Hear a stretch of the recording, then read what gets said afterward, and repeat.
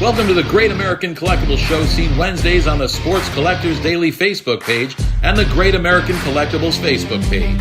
You can also listen to us on iHeartRadio, Pandora, and Spotify. The Great American Collectibles Show is brought to you by the National Sports Collectors Convention and Sports Collectors Daily. Tonight's headlines are brought to you by Sports Collectors Daily. For all of your hobby news, features, and more, go to sportscollectorsdaily.com. And now your host, Tom Zappola. It is showtime. All right, my name is Tom Zappola, co-host of the Great American Collectibles Show up in the Boston area. You can watch us on Facebook Live, Sports Collectors Daily Facebook page. We're all over everything. YouTube. What else? All right. Put your mics on. Oh. All the mics on? Social media. Yeah. Social media, YouTube, Spotify, Pandora. We're on pace to exceed that. There's not a place in this room where you can walk where you don't bump into 4 or 5 people. So we're thrilled that we're able to host it. Chicago has always been a great site for us. Our staff has done an unbelievable job. I mean, if you saw the number of people we had to get into this building in the last 3 or 4 hours, you just fall over. But they did a great job, and we've gotten everything going. Biggest corporate areas we've ever had. We've got 2 corporate areas here in Hall F and another one in Hall A. Dealer booths throughout the building. Just as big as you could make it, that's what we did this year. John, I do have a question regarding, you've seen changes, tremendous changes from day one to today with the technology. Tell us about some of the changes that you have seen. Well, I guess the National, when I first got involved, started out as a big card show. That's about it. We had probably 300, 400 vendors. We're now so much more reliant on social media to do things. We're reliant, I mean, one of the concerns we had, if you were in Atlantic City last year, everybody knew that Wi-Fi was a problem. Well, you know, we had to address that. We had to make sure that we had enough bandwidth, enough everything so that people could use their Wi-Fi, and I think we've come through that one. We didn't anticipate 90-degree temperatures with 90% humidity, but it's a little bit cooler today than it was earlier in the week. Technology-wise, just the stuff that you see around here, the case break, doing things till midnight on 2 or 3 nights of the show. Everybody has jumped in, and this industry has grown so much bigger, and we've done everything that we could to accommodate that and to actually welcome that into the National. All right, so I'm going to introduce the 3 gentlemen to my right who have been, I think, since day one with Mr. Broggi here at every National. All right, so let's welcome, first of all, to my far right, from Mile High Card Company, Brian Drent. In between Brian and this gentleman here is Joe Tomasulo from Memory Lane Auctions. And then Mr. Wonderful himself, Derek Grady from Heritage Auctions. I'm going to ask Brian first. Brian, you've worked with John for many, many years. Your observations? Oh, man, I just, it's beyond words, truthfully. I mean, it's from the time I've been doing this show, it almost raises the hair on my arms just to remember what the show used to be like and what it's like now. I mean, look around. I mean, it's truly the Disneyland of sports collectibles. So it's a credit to John Broggi and his staff for the vision that they had and what they put together and how they've brought this to another level. Joe? Little before my time. I've been doing this about 15 years. I don't go back as far as Derek and Brian, but over the past 15 years, I've seen this show evolve at an incredible rate. I mean, you look at the attendance today versus a decade ago, no comparison. Derek? You know, I think my first one was 1996 as somebody to walk the floor to buy stuff as a... How old was I in 1996? Oh, I was probably 40 in 1996. But either way, John and his staff we're always in the corporate area for Heritage, and I can tell you they're amazing with whether it's the dealers, whether it's the corporate area, whether it's the collectors. They've done a wonderful job. And now, what was the attendance you're expecting here? Well, we're expecting to surpass Anaheim of 91, which was roughly 90,000 people. So we're probably going to hit six figures, right? Yeah. Possibility 100,000 people this weekend. That is amazing. I have not had the opportunity to walk the floor like I'd like to, but it is the breadth and depth of what's here, the wax, the breakers, the vintage dealers, the modern dealers. There's truly something for everybody in here. And we'll miss John doing this and the staff, and wish him the best, success in John, retirement. I can't thank you enough. You have been such a pleasure to work with over the years, and you're not going to be a stranger, right? Not at all, not at all. I would be remiss if I didn't mention my ex-partner, Mike Burkus. My late partner, Mike, I guess. Yeah. Mike Burkus had a vision in 1980, and he kicked off this whole thing about a national and it traveling a little bit around the country. And we lost Mike in late 2015. His son Dan has jumped in and done a yeoman's job in helping to make this show what it has become today. And I won't be a stranger, Tom. Love you. You too, John. You've been really good to us. Take care. Wishing you the best. How about a nice hand for John Broggi? Thank you, John. Okay, I promised you, and by the way, a little later on, we've got some other guests coming on. New Orleans Steve Lane, who has a new book out called Mickey Mantle, Life and Memorabilia. He's going to be joining us. Steve is the foremost Mickey Mantle collector in the country, in my opinion. Right? Pretty much. The guy is obsessed with Mickey Mantle. And he gave me a present. And he's still here buying Mickey Mantle stuff. I saw his post that he's out of money. I don't believe it. I hope there's dealers listening to drain his bank account before he flies back.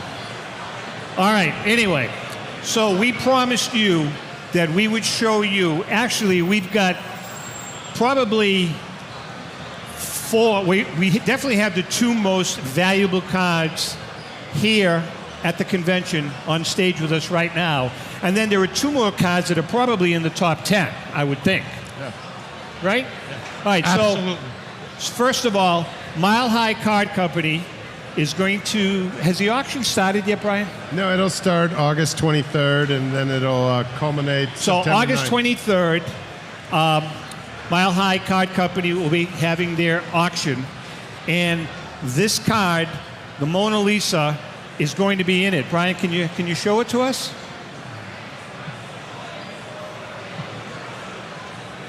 This is the T206 Honus Wagner. And how many? About 50 of them exist. In that ballpark, yeah. About 50 of them exist, and they're few and far between. May I touch it? Sure. Thank you. This is a great card. As I said, this is going to be going into the auction. When you really think about it, this card is probably what started it all in the world of card collecting. That and the card that you're going to hold up. Would you agree to that? Yeah, when I was a kid, the T206 Wagner was always the one that the old timers talked about. That was the card to have. I'll take a $25 bid for this right now. Now you got the other card that is in this beautiful conference center is another card that's going up for auction. And last year, this card in a 9.5. Sold for $12.6 million. $12.5 million. Actually went viral before and after the auction. It's a very famous card. I was taking pictures with it the entire show. All right, so this one is grading out at a 9. This is a 52 mantle, grading out at a 9, and I would say probably in the same price range. No, we have this one estimated at $6 million, so actually that half a point bump actually got it over 10. So we have this estimated at $6 million. It is Rosenfeind. It is literally a twin of the 9.5. You're splitting hairs as a grader, but it's a beautiful card. It's from the famous Rosenfeind. It's a beautiful card. Can't believe the centering. Yeah. Beautiful. Great All right, card. Joe, now you have two cards. Why don't you tell us about it? Sure. So this is This is a 1917 standard biscuit Babe Ruth. There's only 3 known. The other 2 are graded 2s, and this is graded a 6. It's one of Root's rarest cards. It's much rarer than the Baltimore News Root, which is Root's most valuable card. But what's really special about this card, and people don't realize it, this image is a true rookie Babe Ruth image. It was taken at Hot Springs, Arkansas, March 1915. Right after and then it was put on several of his issues. This should sell in the area of $500,000 to $750,000. All right, what about the second? What are you going to give him a hard time? I mean, how many are there? This is rarer than the Baltimore News Ruth. There's only 3 standard biscuits known. Yeah. Do you know what I have in my collection?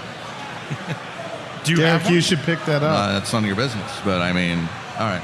Right. What's amazing is the grade disparity. Yeah, no, the So grade's you got outstanding. 2 2s and you got 1 6. All right, now you've got another card. You got a T206 card there. Tell us about that. This is a really interesting card. Well, this one has 2 really different collecting angles. So this is the famous T206 Piedmont plank, which follows the Wagner in Prestige. But this has a Piedmont back. There's only 5 Piedmont plank backs known. And what happened was, this was manually removed from what was called a scrapper sheet. They never hit the tobacco packs. So factory workers maybe saved a couple of them. And this is one of the 5 known Piedmont planks. Also interesting is it usually has a blue background color. This is missing ink. So in the printing process, the blue was never put behind Eddie Plank's Carl Horner image. We estimate this anywhere between $300,000 and $500,000. And Joe, how much of the Ruth? $500,000 plus. So there's some nice value up here. All right, listen, as I said, we've got a lot of giveaways, but you have to kind of earn them. So we have some trivia Wait, they don't questions. earn them by just sitting there listening to us? Okay. Am I going to be able to flip? I don't know if you have the ability to throw, but here, you want to throw some I can facts flip up there? very well. All right, so here's what you got here. We Okay. are Yeah, giving why don't you tell away us? 2023 Topps Chrome. I am not an expert on modern, but I guarantee you there's autograph cards and chase cards and whatever these guys put in their modern packs nowadays. So get ready to answer his BS trivia questions, and you will get some Killing facts. me. You're killing me. All right. My partner, Rico Petrocelli, Red Sox Hall of Famer. He's my broadcast partner. Rico held the American League record for a shortstop, a 1 season, 40 home runs. Held it for over 25 years. Who broke his record? A-Rod, you win. That was, Just hand it to that gentleman. was horrible. Give me a chance. You got it. Absolutely Okay. horrible. The card's now damaged. Can you open the pack and embarrass him when there's No, that's creases a on good, these you know what it monitors? is? They're light. They're very, very light. Yeah. Okay. Another one. Who has, this is going to be for a T-shirt, a Great American Collectibles T-shirt. Who has the most career hits in a single season in Major League history? Ichiro. These are very easy questions. There you go. There you go. So we're going to be giving out, by the way, we also have later on, we're going to be giving out a copy of our book that Joe Orlando, myself, and Ellen wrote. It's called the 100 Greatest Baseball Autographs. We're going to be giving a free autograph copy of this. You go for the pretty ones. Well, no, I'm just picking random people. No, that's I fine. see a That's kid fine. right there with a B on his hat. Get up here. Wait, I see somebody waving. Oh, wow. Yeah, give it to that kid. He's a nice-looking kid. Okay, let's see. We're also going to be giving away a copy of Baseball and Bubblegum, a great book about the 1952 Top Set. See, I'm easier with the giveaways. Yeah, that's too easy, though. Yeah, you because guys he's want just some? going to, yeah. Yeah, we've got some don't other worry stuff. about All it. right, listen, I want to chat with you guys for a few minutes. Okay. Hold off a little bit. Okay. So, there's a lot of young people here, and we've been harping on this for a long time. Last one. We've been harping on this for a long time for you young collectors. It's really important, and I'm going to ask you guys to all chime in here. It's very, very, very important Generous. for you to have what we call a diversified portfolio. If you're going to buy modern and ultra-modern cards and you're going to flip them, good luck to you. You may make some money, you may not make some money. You should really consider, and we're talking to the young people here, really consider having a well-rounded collection, both vintage, modern, and ultra-modern. And you should be looking at the vintage cards almost like a stock portfolio. The blue chip stocks, the IBMs, the Procter & Gamble's. That's the base. Trip in here. What do you guys think? What's your opinion? We're just letting you go. No, seriously. What's your opinion? What's my opinion on diversification? Go. So if you had just invested in modern cards during the pandemic and you saw some great returns, and now you've started to see that reel back, and maybe you're sitting on some stuff that has gone down tremendously, just keep in mind vintage cards will always be the backbone. Would you agree, Joe? 100%. They're antiques. And they're antiques. And Babe Ruth, I don't care who you pick, Jackie Robinson, Babe Ruth, Mickey Mantle, Ty Cobb. You can buy ones, you can buy authentics. You don't have to buy eights. You don't have to buy a T206 Wagner or a Babe Ruth that Joe thinks is rarer than the Baltimore News Ruth. We'll talk about it. Or, an Eddie Plank that's missing color. It's a one-on-one, but there's no color. Piedmont back. Okay, Piedmont back though. So anyway, if you No, would have you're bought, absolutely- sorry, Brian. No, go ahead. If you would have bought even Babe Ruth Gowdy's graded one, you'd be, from 10 years ago, you'd be 5x now. Okay, so even just buying some vintage cards is a great idea to diversify. That would be my advice, to have that in your portfolio. So, the funny thing is, over the last, Derek, Brian, 4 or 5 years, we've seen extraordinary pricing upticks with Cobb T206s, Babe Ruth Gowdies. And everyone says to me, those prices can't be real. Can the hobby maintain that? But does anyone ever sit back and think they've just been undervalued for so long? Yeah. And that's my opinion. This is catch up. This is all catching up to where they should have been years ago. Yeah. It's not that they're overvalued. I still think they're undervalued. They're antiques. Baseball's America's pastime. And I think there's a lot of room for more growth with the great vintage stars. Brian? Cards and memorabilia. Yeah, I couldn't agree more with Derek and Joe. When every one of us got into this, our focus was mostly on vintage cards. It really was. Obviously, modern cards, ultra-modern cards have had great successes in the recent past. But vintage cards, just like Derek was saying, really have, stood the test of time, so to speak. And like they both said, whether the cards are in exceptionally high grade or low grade, we've seen incredible returns on this material. So I think Joe's on the right track with just saying how we maybe still are just scratching the surface. I mean, the prices, I remember in our auctions, we would, one of my writers would come to me and he's like, when are we going to sell the next $100,000 card? Yeah. And then now he says, hey, what do we have that's going to sell for over $1 million in this auction? So, and that was a couple years ago. So, I guess the point being, it's not, trust me, if you're gonna invest in modern and ultra modern cards, go for it. But just be careful, because you don't want to invest $25,000 or $10,000 in a player that's been around for 2 years, right?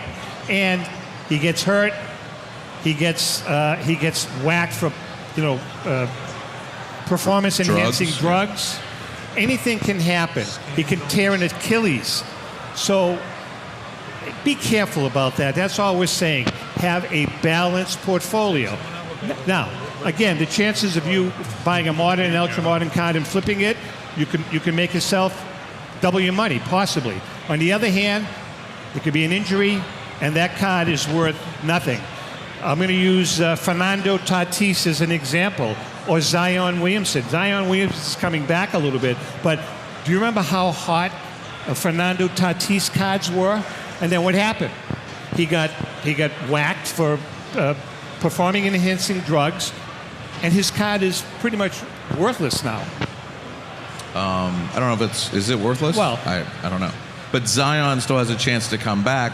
So if you're looking for an investment, you may also look and say, hey, this guy's got all the ability. He's got to get his weight under control. Hopefully he doesn't get injured, and he might be a good buy right now. Just diversify your investments. And then keep in mind, too, you have the opportunity here in the hobby. There is going to be so many more millions of people, hundreds of thousands of people entering this hobby. You guys have a head start. Educate yourself. Read books. That's what I did when I was a kid to get a head start. I am telling you, there are people in here. It's just going to keep growing. This is now that you now have fanatics that are saying they're going to start doing shows, maybe like Comic-Con conventions. I don't know whether they are, but if they do that, you're just, there's so much growth potential. I was always shocked that more people, everybody goes to games. They sell out games all the time, and I've always wondered, why are those people not coming to trade shows? Well, you're starting to see them come to trade shows now. So you have the opportunity. You're in here first. Educate yourselves, buy stuff, and make money. All right, we are chatting with Brian Drent, Joe Tomasulo, and Derek Grady. You are watching the Great American Collectibles Show. We're going to take a quick break. We'll be right back. Since 1996, Brian Drent and the staff at Denver's Mile High Card Company have led the charge in the collectibles hobby. Mile High is a full-service dealer specializing in buying and selling cards and offers a competitive consignment program for all collectors. Whether it be their computerized want list service, appraisals, or auction services, Mile High has it all. If you've been searching for a company with a selection of high-grade vintage 1888 to 1970 baseball cards and memorabilia that shares your passion, aim high, Mile High. Go to milehighcardco.com or call 303-840-2784 for more information. For more than 30 years, Robert Edward Auctions has been the industry leader when it comes to helping you realize the most money for your baseball cards and sports memorabilia. In addition to their unparalleled reputation for honesty and integrity, they reach the largest number of bidders in the business and offer lower seller's fees, as well as generous cash advances up front on your valuable material. Contact them today at 908-226-9900. That's 908-226-9900 or at robertedwardauction.com. Hi, this is Dan from Memory Lane Auctions, here to remind you that the renowned Memory Lane Collectibles Company has served as a beacon of light to the collecting community for the past several decades. Indeed, folks, it has been our utmost privilege and pleasure to provide the most enthusiastic collectors with an abundance of the finest sports cards and memorabilia for America's most coveted sports personalities via our world-class auctions. Whether you choose either a private sale transaction or the auction route, Memory Lane cordially invites you to reach out to us to maximize the value of your prized possessions. Also, it is not just sales that we pride ourselves on being the best of the rest, because if you are seeking a particular keepsake for your esteemed gathering, we will be relentless in our quest to find that special piece to fulfill your collecting dreams. So no time to wait. Reach out to us today for the purposes of capitalizing on our unparalleled marketing capabilities. Simply pick up the phone and dial 877-606-5263. That's 877-606-LANE, or find us on the World Wide Web at www.memorylaneinc.com. Now is the time for your valued consignment to ultimately become another one of Memory Lane's record-setting prices. This is Brian Drent, president of Mile High Card Company. Is your sports card and memorabilia collection properly insured? For easily replaced personal property, homeowners insurance is all most people need. But for prized possessions that you may have spent a lifetime collecting, it doesn't go nearly far enough. Collectables Insurance Services has been insuring for over 50 years. They offer a full range of protection and a $0 deductible at an affordable rate with no appraisals required. I know because they insure my collection. If you have a minute, go to collectinsure.com and learn more about insuring your personal card or memorabilia collection. How would you like to own the bat that was used by your favorite player when he hit that towering home run or game-winning base hit? Now look no further than JT Sports, specializing in the sale and authentication of professional game-used bats. As the official authenticators of professional model game-used bats for PSA DNA, JT Sports will guarantee the authenticity of any bat purchased from them. JT Sports also buys and sells game-worn uniforms, gloves, and baseball equipment. The unique quality of the collectible is what JT Sports is all about. Give them a call at 609-487-8003 or check them out at GameUseBats.com. We're back. As I said to you, we're back. commercials, they all get put in later on. We're back. So we're back. There is a point that I want to run by you guys. I want to ask, and this is for our audience to think about also.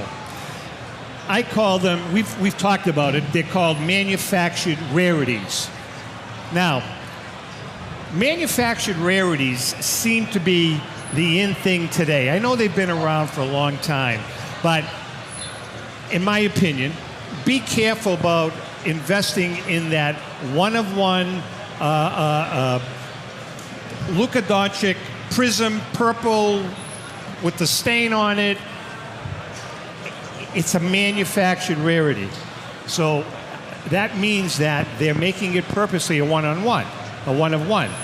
A Babe Ruth card, a Babe Ruth Gaudi, what you see is what you get. A Honus Wagner T206 card, what you see is what you get. Those guys are dead. They're not coming back. Am I right? Yeah. You're 100% right. I want to get your opinions on that, you guys. You know, everybody should collect cards that they enjoy, just as we've discussed about having a well-rounded portfolio. But definitely be careful. Understand that, like Tom's saying, one major injury, one PED, issue, and the amount of money you have tied up in a card can vastly change overnight.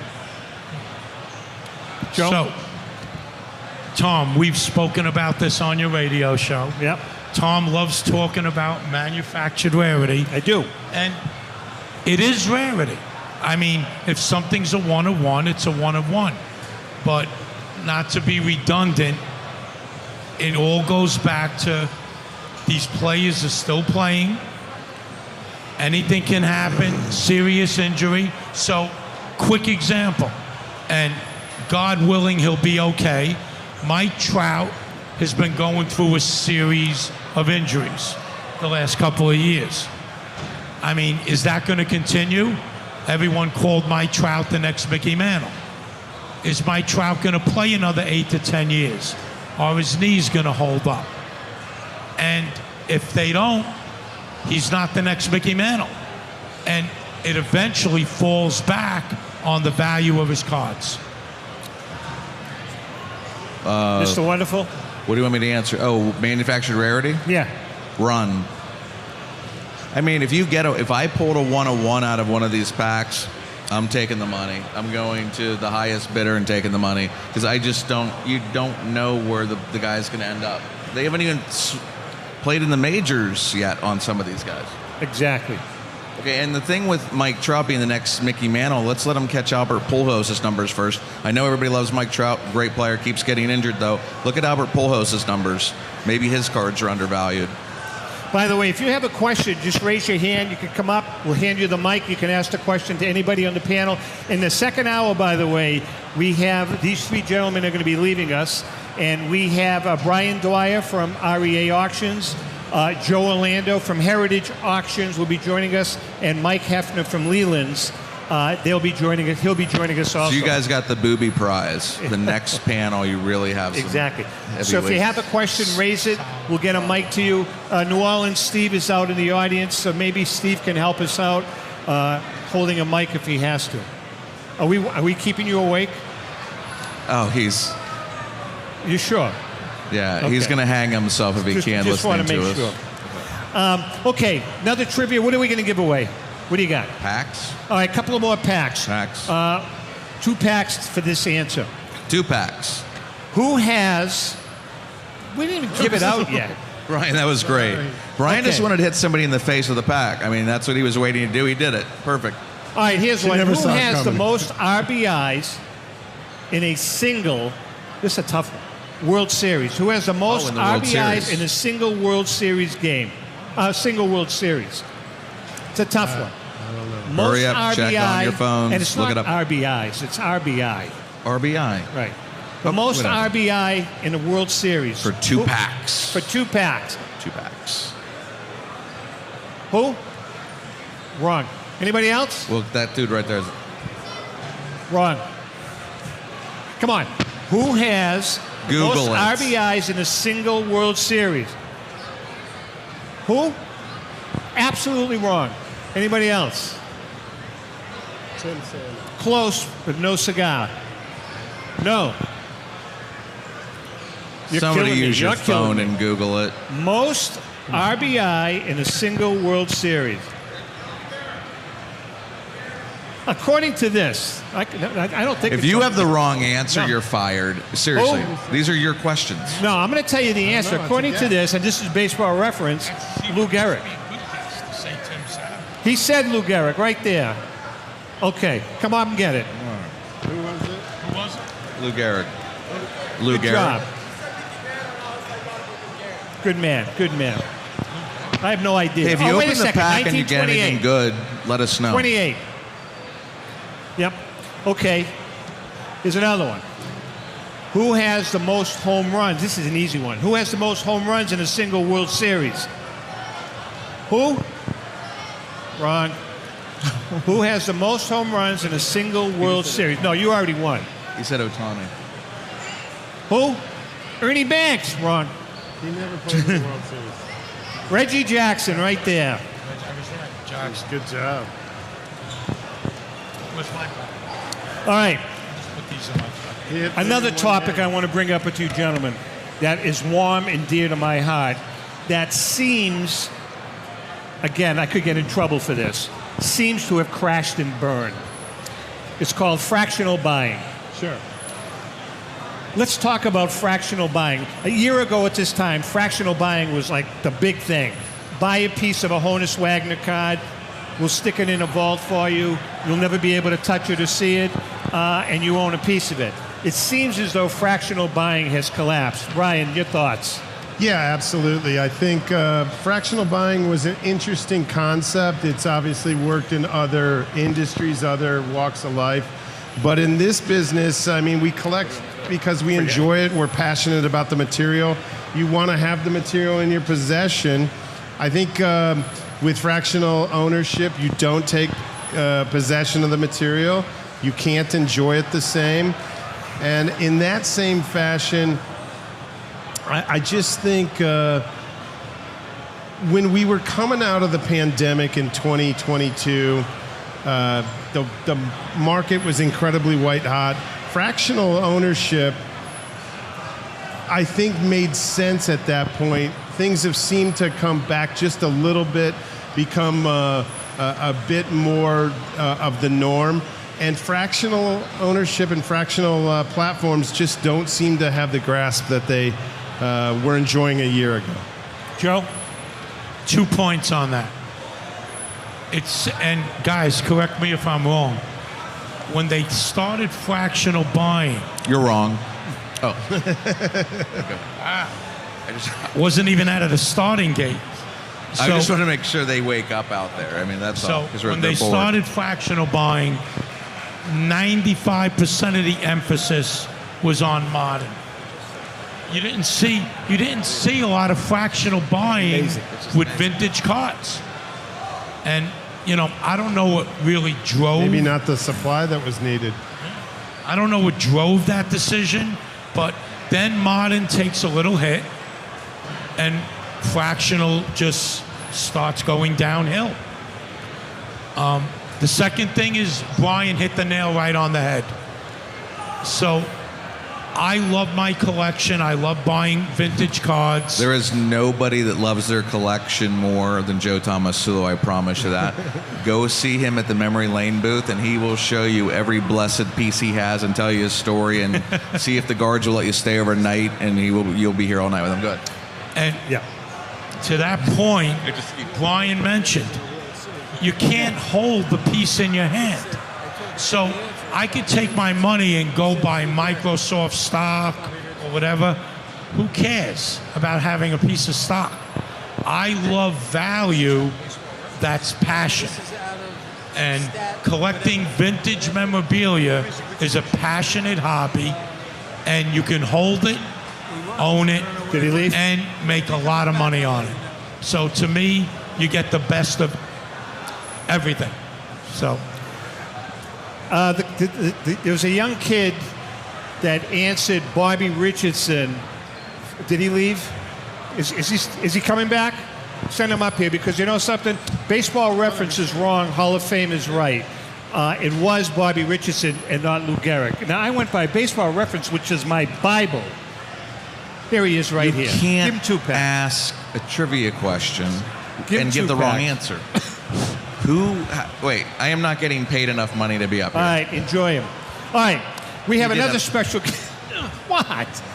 It was an honest mistake. It was Baseball Reference. You probably What's that read it say? wrong. Baseball Reference doesn't have wrong information. You read it wrong. Did I? Okay. Jesus Christ. All right, so this gentleman to my left, we consider him probably the foremost Mickey Mantle collector in the country. Steve Lane, an attorney from New Orleans. We call him New Orleans Steve. And he actually presented me with a wonderful present before the show. He gave me... Like a holiday you know I'm a fruitcake? martini drinker. You know I'm a martini drinker. He gave me a Mickey Mantle martini glass, and I made a promise on the air that if the Yankees make the playoffs, I will have my nightly martini in that freaking martini glass the entire time they're in the playoffs. I thought on your wish list was like a Liberace signed 8x10. I have one. Okay, I figured. Okay, go ahead. All right. Steve has a new book out. It's called Mickey Mantle, A Life in Memorabilia, the Steve Lane Collection. This book, you can buy it where?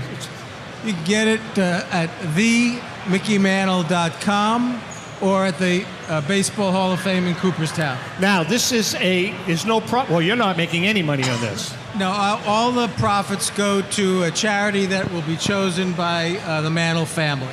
This is a wonderful compilation of Steve's personal collection. There's that a is picture of me absolutely in there, too. mind-boggling. As a matter of fact, if you go over to the Heritage booth, there are a couple of items that are on display at the Heritage auction booth. Why don't you tell us about your personal favorites? Your personal favorites in this book. All right, well, my personal favorites are, and I've got a lot of my collection from the three gentlemen that are sitting here. This man has spent a tremendous amount of money with these three people. And that's why they all drive, Corvettes and Mercedes. X5, BMW. And it really upset my daughter because it reduces her inheritance. But what are you going to do? I have the very first baseball that Mickey Mantle ever signed. I got that from Brian Drent at the end on Mile High. I remember that, Brian. Wasn't that a great ball? That was a great ball. As a matter of fact, Joe Tomasulo told me about it. I ran over there, and he showed me the ball. It was like, are you kidding me? Steve. How old was Mickey when he signed that? Mantle was 18 years old. He was playing for the Independence Yankees, and his roommate won his first game, and Mantle said, "Flip me the ball." So he flipped Mantle the ball. Mantle signed it, wrote on it, "My first pro win," Mantle flips the ball back to his roommate. Roommate says, "Why are you signing my ball?" And Mantle says, "'Cause someday I'm going to be famous." So that's the story behind the first signed Mickey Mantle baseball.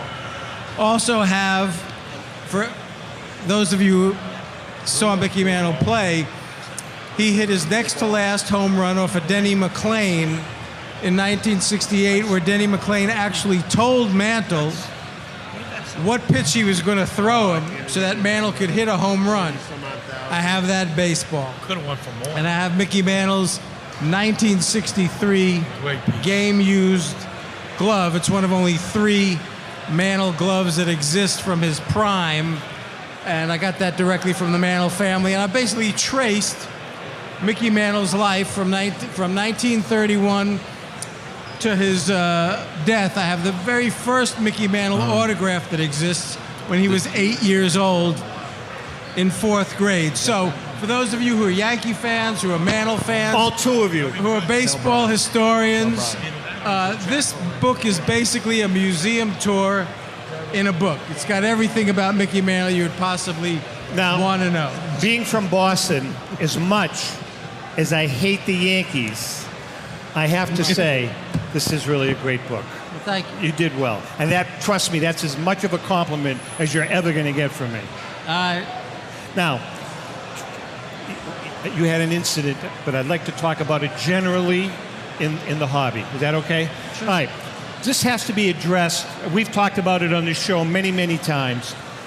It seems as though because of the uptick in what's happened in the hobby and how well the hobby is doing, that goes hand in hand with an uptick in crime, an uptick in,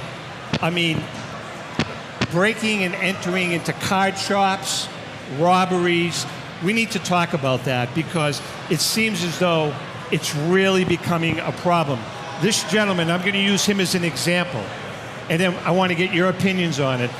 This gentleman has a few items up for auction, sent them via FedEx to this gentleman, and how many of them were stolen? They're going to think I stole the items now. Thank you. I'm sorry?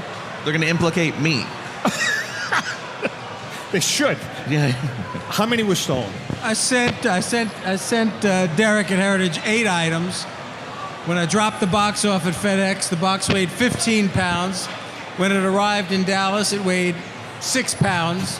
They had taken 4. Somebody slid open the box, took out 4 of the 8 items, and then delivered it. Now, you take that, and you take, in Sports Collectors Daily, our good friend Rich Miller, every single week, there is an article about some card shop somewhere in the country being broken into.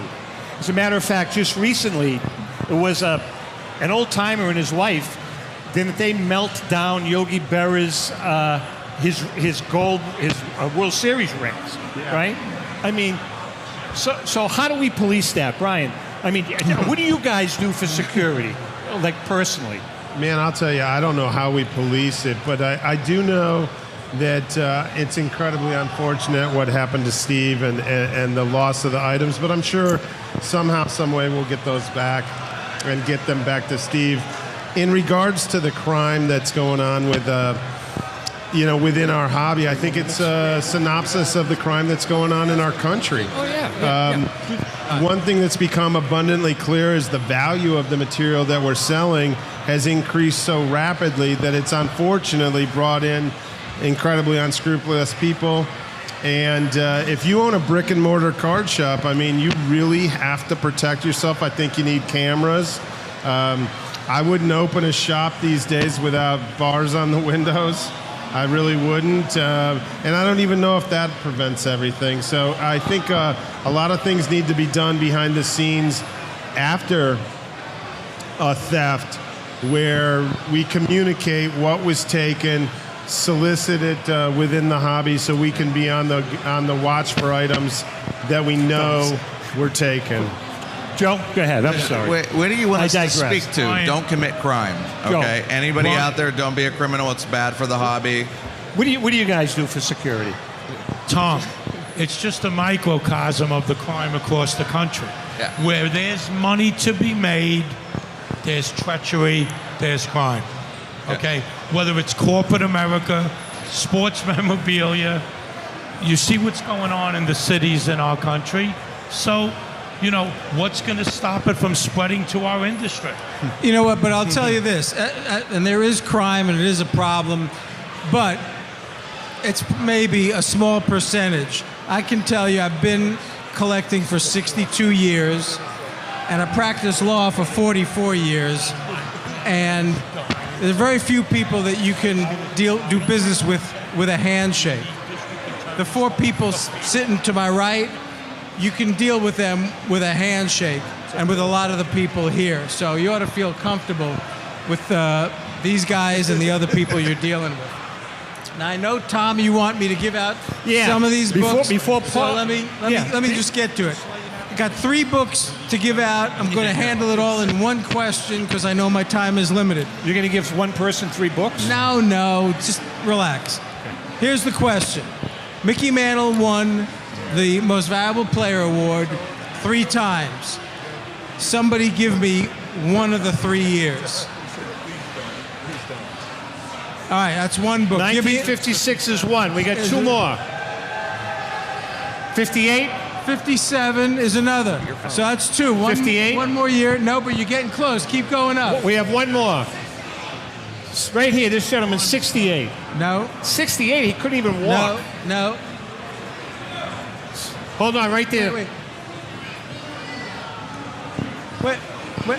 Wait, did somebody say... Wait, what did I hear? Yeah, who said 62? Whoever 60, said... that guy said 62. Whoever said 62. All right, good. Come up and get your books. Come on up and get your books. You each win a book. This is are they signed? No, but I'll sign them when I get He'll sign them up for you. He'll charge you $50. Yeah, that'll reduce it by $5. Reduce the value by at least $5. Steve, thank you so much. Right. How about a nice hand for Steve Lane? All right, we're going to bring another gentleman up here with us. Can we get some packs out? Paul, can we come get on some up. packs out? Hey, Ding What? Dong. What? Can we just give some packs out? Yeah, of course. We got time. Can I flip one?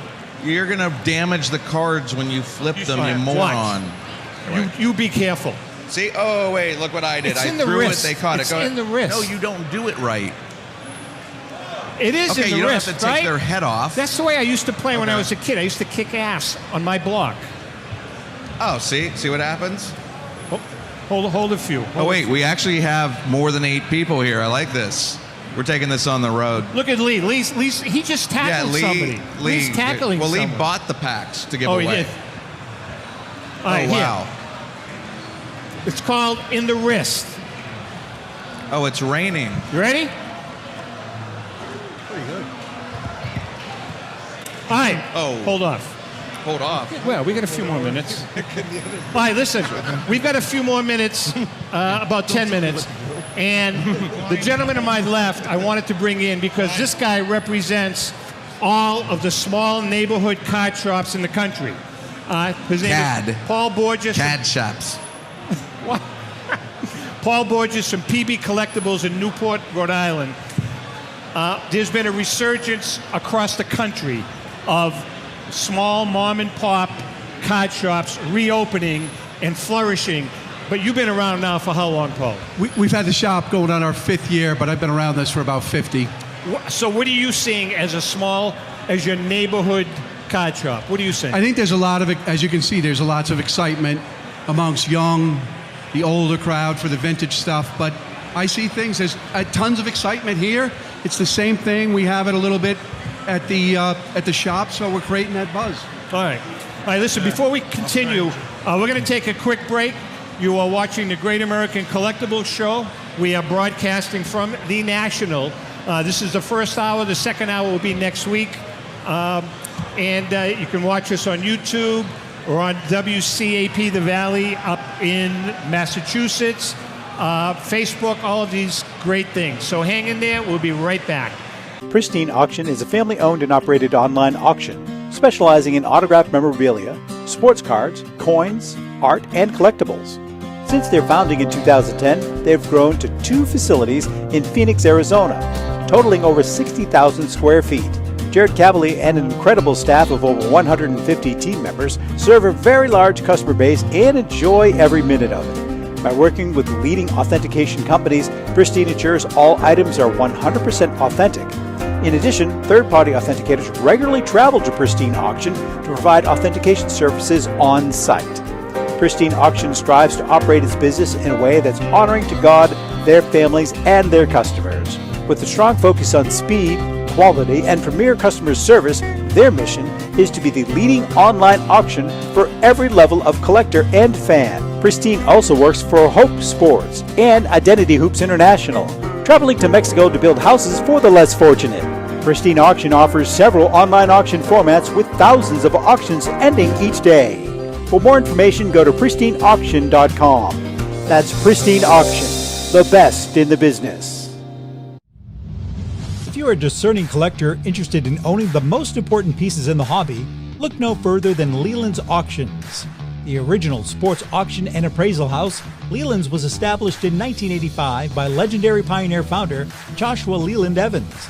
And today, President Mike Hefner carries on their tradition. From the Tom Brady card and memorabilia collection to the famed Boston Garden Auction to high-end card auctions from every major sport, Leland's has always maintained the highest standards. Go to Lelands.com and get your bid in. That's Leland's, the hobby's leading sports auction house for 4 decades. It's often been said that championships are won on the practice field, and world records come only to those willing to work harder than everybody else. Heritage Auctions is the world's largest collectibles auctioneer because we believe that becoming the best is only an invitation to the challenge of remaining the best. This requires the skills of the hobby's top experts, capable of identifying and maximizing value for our consigners. It requires the most visited website in the industry, courting a global audience of collectors over 1.5 million strong. It requires a dedicated press department that expands our global reach far beyond the entrenched hobby marketplace. It's hard work, but a simple premise. Present the finest collectibles to the largest population of potential buyers, and world records will come. We invite all listeners to put the unmatched power of Heritage Auctions to work for you. Auction evaluations are always free, and our commission-based fee structure ensures that our interests are always aligned. The highest possible price for your collectibles. There will always be new world records to chase, so let's chase them together. Visit our website at ha.com and request your no-obligation review today. Hi, this is Dan from Memory Lane Auctions, here to remind you that the renowned Memory Lane Collectibles Company has served as a beacon of light to the collecting community for the past several decades. Indeed, folks, it has been our utmost privilege and pleasure to provide the most enthusiastic collectors with an abundance of the finest sports cards and memorabilia for America's most coveted sports personalities via our world-class auctions. Whether you choose either a private sale transaction or the auction route, Memory Lane cordially invites you to reach out to us to maximize the value of your prized possessions. Also, it is not just sales that we pride ourselves on being the best of the rest, because if you are seeking a particular keepsake for your esteemed gathering, we will be relentless in our quest to find that special piece to fulfill your collecting dreams. So no time to wait. Reach out to us today for the purposes of capitalizing on our unparalleled marketing capabilities. Simply pick up the phone and dial 877-606-5263. That's 877-606-LANE, or find us on the World Wide Web at www.memorylaneinc.com.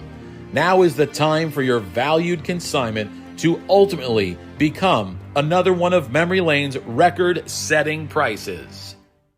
Hey, I'm Mike Petroselli. If your company is looking for the best in marketing and promotional items, you'll hit a home run with Petroselli Marketing.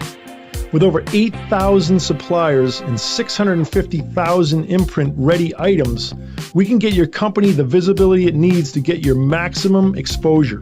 Whether it be office promotions, wearables, automotive, sports items, and everything in between, Petroselli Marketing can do it all.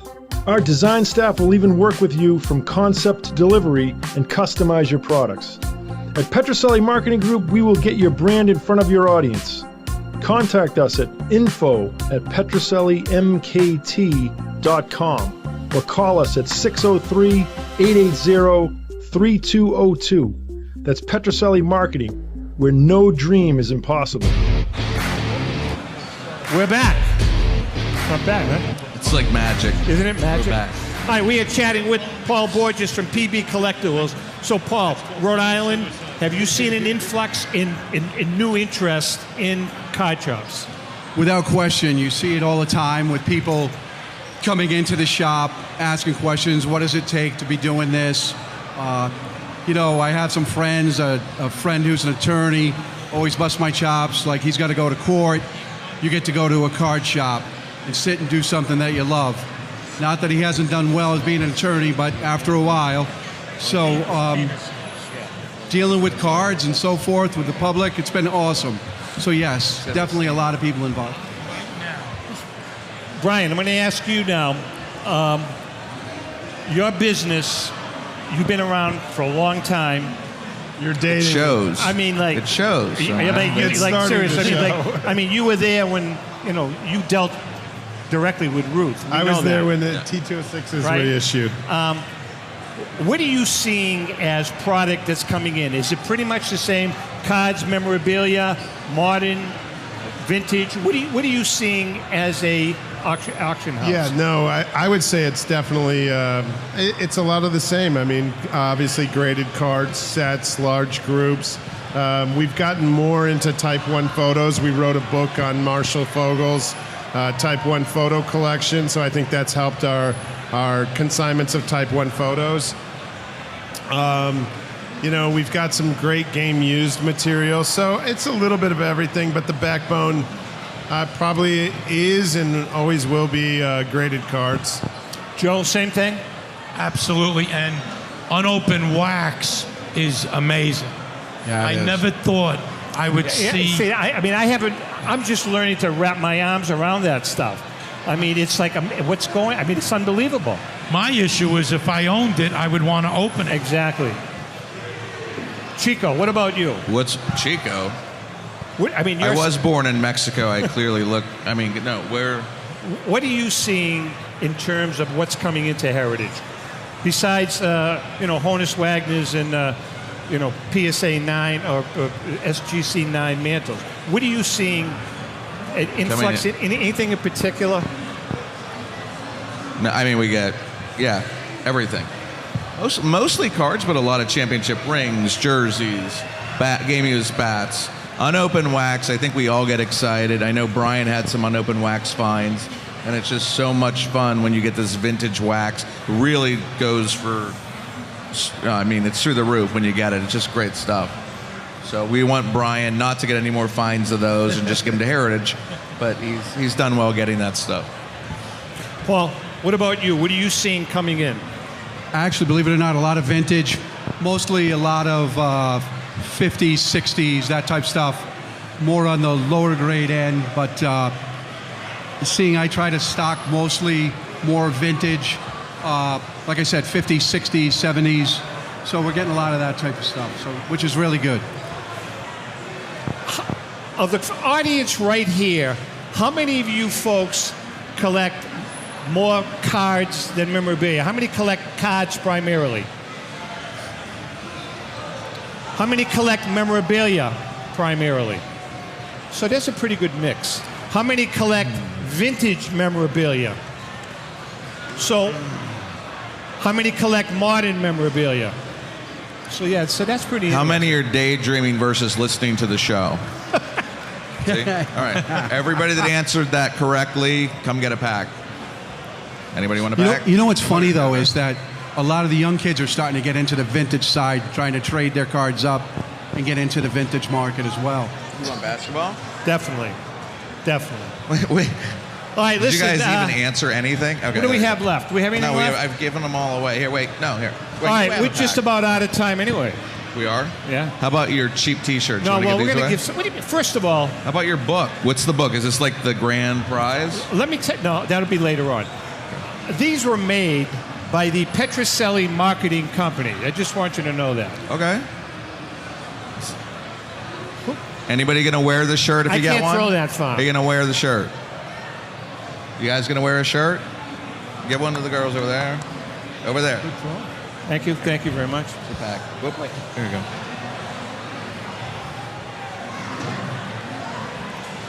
Couple more. Nice catch. You're a Cubs fan, man.